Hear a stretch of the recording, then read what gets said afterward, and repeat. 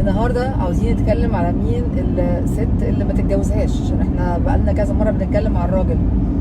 الست اللي ما تتجوزهاش، اللي هي تبقى ما تحسش ان هي حريصه عليك. نمره واحد، ما تحسش انها حريصه على مصلحتك. يعني مثلا هي مش عايزاك انك انت تترقى قوي في شغلك، مش عايزاك انك انت تاخد بالك من شغلك، تشغلك بحاجات كتير هتصرفك عن شغلك. يعني مثلا لو انت بتحوش علشان تعمل راس مال لمشروع، لا تقول لك لا نصرفه ونعمل كذا كذا.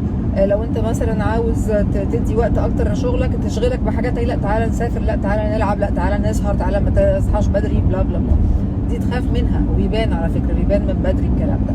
نمرة 2، البنت اللي ما تتجوزهاش او الست اللي ما تتجوزهاش، اللي هي تبقى تبني كل حاجه على هي عايزه ايه، وممكن ما تاخدش رايك او ممكن ما تهتمش برايك.